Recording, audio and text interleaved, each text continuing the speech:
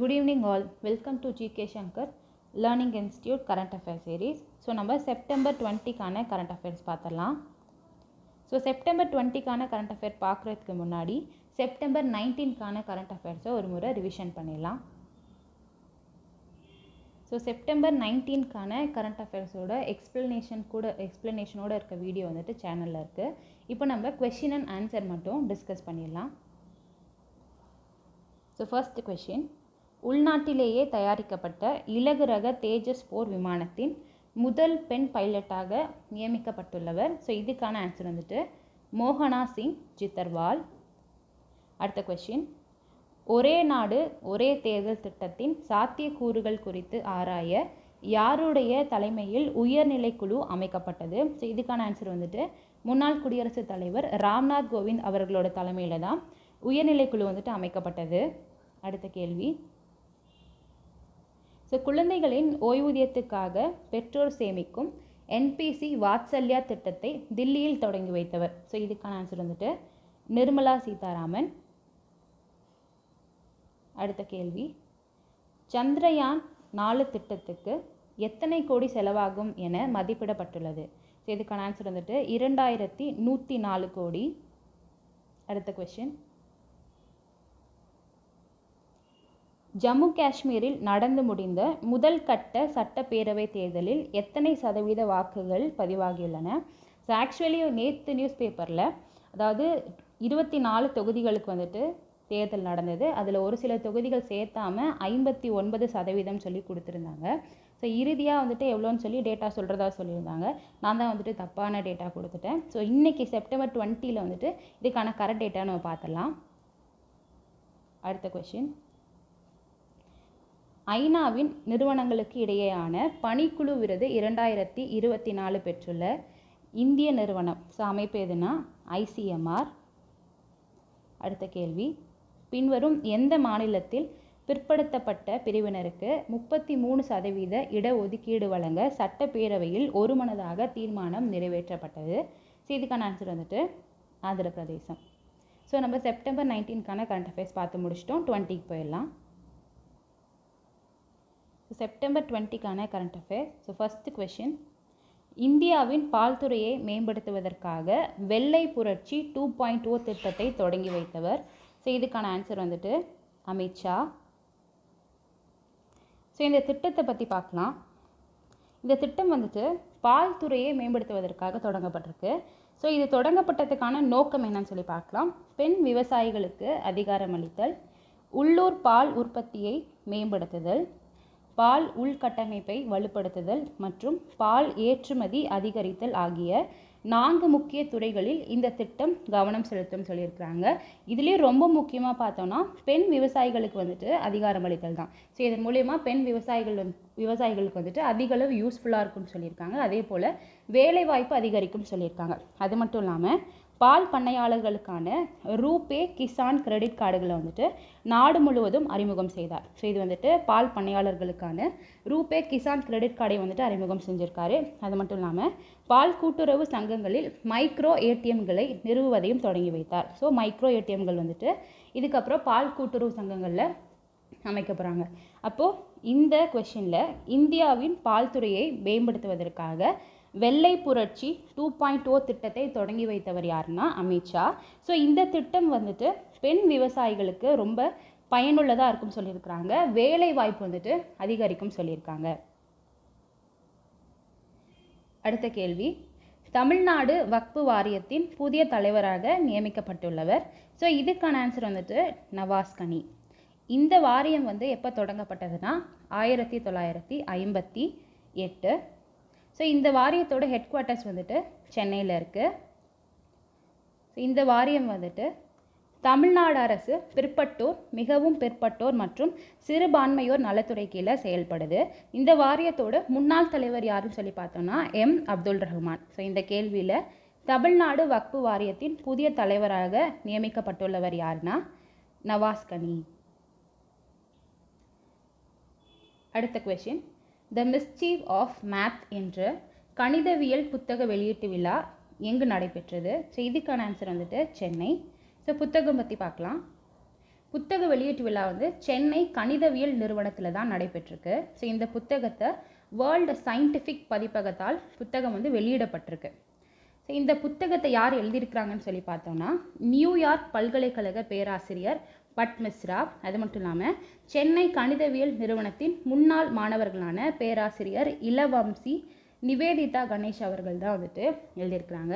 So இந்த book பற்றி பார்த்தோன்னா எனக்கு மேக்ஸே பிடிக்காது, மேக்ஸ் எனக்கு வராதுன்னு சொல்கிறவங்களுக்காக எழுதப்பட்ட புக்கு தான் இது. ஸோ இந்த புத்தகத்தில் வந்து யூஸ்வலாக மேக்ஸ் நம்பர்ஸாக இருக்கு இல்லையா, அந்த மாதிரி இல்லாமல் இது வந்து எப்படி இருக்குன்னு சொல்கிறாங்கன்னா ஒரு கவிதைகள் மாதிரி, காமிக்ஸ் கதைகள் மாதிரி, ஷார்ட் ஸ்டோரி மாதிரியான வடிவங்களில் இந்த புத்தகத்தில் இருக்குன்னு சொல்லியிருக்கிறாங்க. ஸோ கண்டிப்பாக இது எனக்கு மேக்ஸே வராது, எனக்கு மேக்ஸே பிடிக்காதுன்னு சொல்கிறவங்களுக்காக கொண்டு வரப்பட்ட இல்லை எழுதப்பட்ட புத்தகம் தான் இது.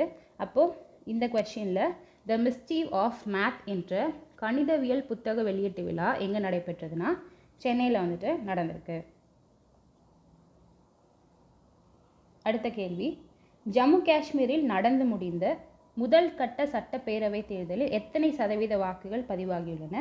ஸோ இதுக்கான ஆன்சர் வந்துட்டு 61%. ஸோ முன்னாடி நம்ம பார்த்துருந்தோம் செப்டம்பர் 19 வந்துட்டு தப்பான டேட்டா கொடுத்துருந்தேன்னு சொல்லியிருந்தேன் இல்லையா, இதுதான் கரெக்டான டேட்டா 61%. ஸோ இந்த சட்டப்பேரவை தேர்தல் பற்றி நம்ம தொடர்ந்து முன்னாலாம் பார்த்துட்ருக்கோம். அது காரணம் என்னென்னா, ஸோ முன்னாடி 2014 தான் வந்துட்டு ஜம்மு காஷ்மீரில் சட்டப்பேரவை தேர்தல் நடந்தது.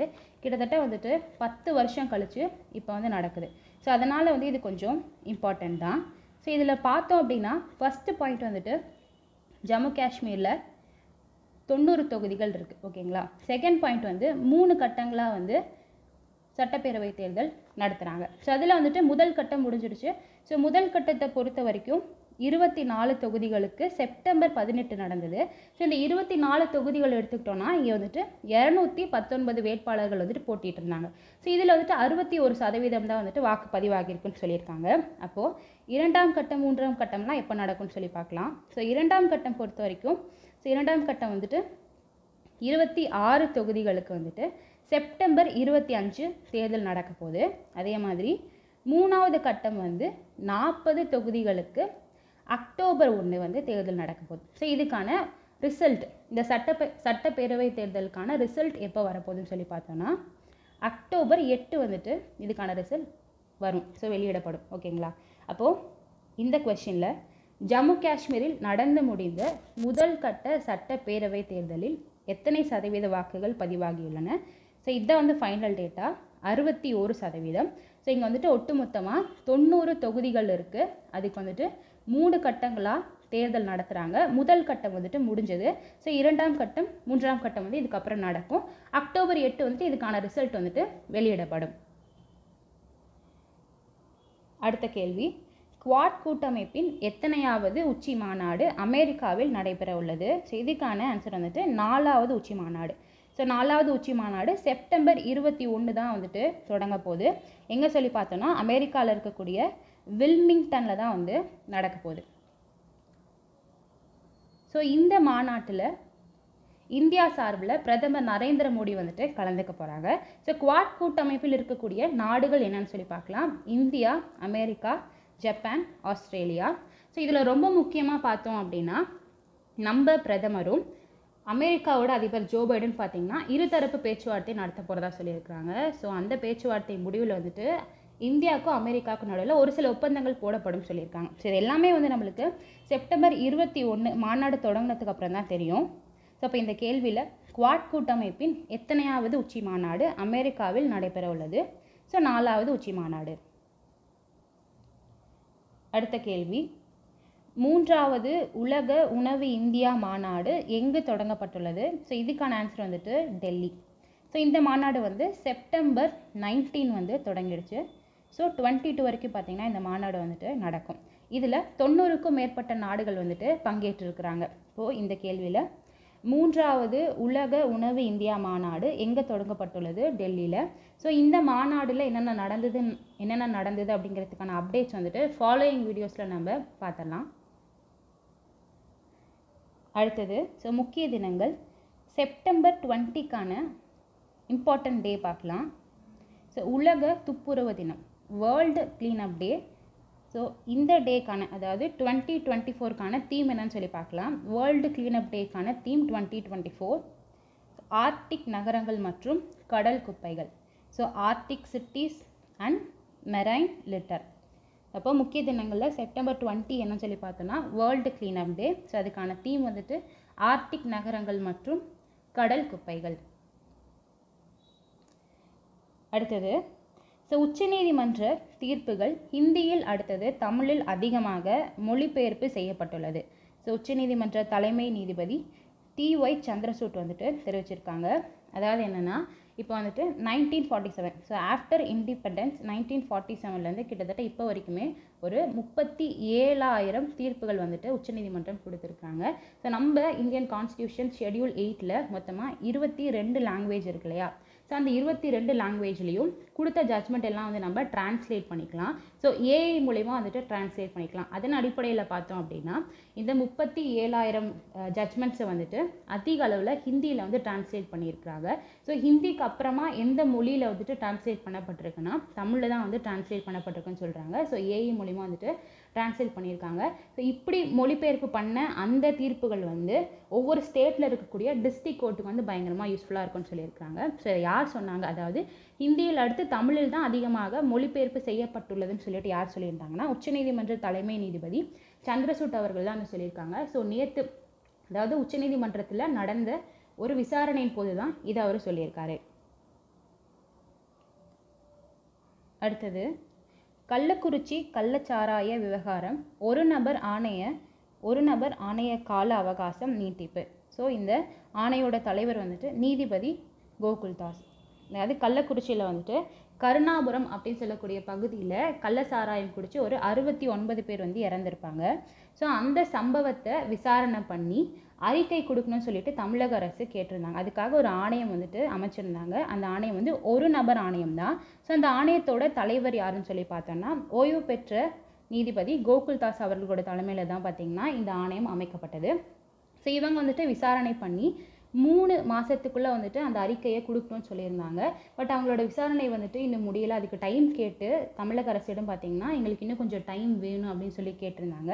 ஸோ அதனால் இந்த ஆணையத்துக்கு வந்துட்டு டிசம்பர் 19 போல் வந்து இந்த அறிக்கையை கொடுக்கணும்னு சொல்லியிருக்காங்க. அதுக்காக பீரியடை வந்துட்டு எக்ஸ்டெண்ட் பண்ணியிருக்காங்க. ஸோ அதான் இந்த நியூஸில், அதாவது கள்ளக்குறிச்சி கள்ளச்சாராய விவகாரம் ஒரு நபர் ஆணைய கால அவகாசம் வந்துட்டு நீட்டிச்சிருக்காங்க. ஸோ இவங்க அறிக்கை எப்போ சப்மிட் பண்ணோன்னா டிசம்பர் 19 வந்துட்டு சப்மிட் பண்ணணும். ஸோ இன்றைக்கான கரண்ட் அஃபேர்ஸ் நம்ம பார்த்து முடிச்சிட்டோம். இது போல் நம்ம நாளைக்கு பார்க்கலாம். Make use of it. Thank you.